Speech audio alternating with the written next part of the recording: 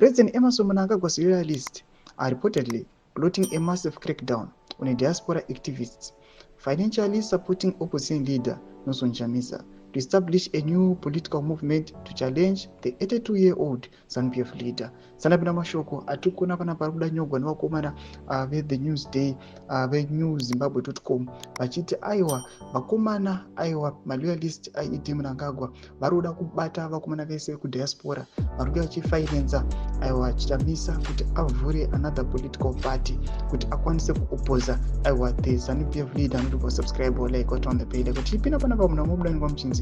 Chamisa is taken a sabbatical from active politics and kept the population guessing on his next move.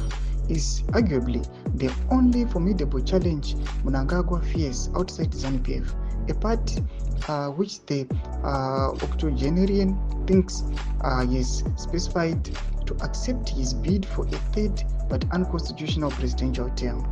Sources within Citizen Coalition for Change CCC diaspora chapters who spoke to NewZimbabwe.com said unfolding political developments in Zimbabwe highlight the increasing risks faced by opposition members and human rights activists both within Zimbabwe and abroad. Tomashuka nobuda chitoko panapa vanachiti aiwa pane marisks ava associated nevanhu vari kudiaspora vanouya vachifinansa aiwa advocate Nelson Chamisa kuti aiwa vakomana ava vanogona kupinzwa ma1 kana kutobatiwa. We don't know kuti vangaitwa sei, but tikuona kuti panguva inoi vari kunzi vapa risk vese vangada kufinansa advocate Nelson Chamisa kuti vachallenge ED Mnangagwa nekustopa his 2030 vision kana kuextenda ruu yake to 2033. Tudze mafungiro enyu muri kudii pamusoro pechitiko ichi pina comment section pedu mudze mafungiro enyu. So subscribe or like, send on the bell icon.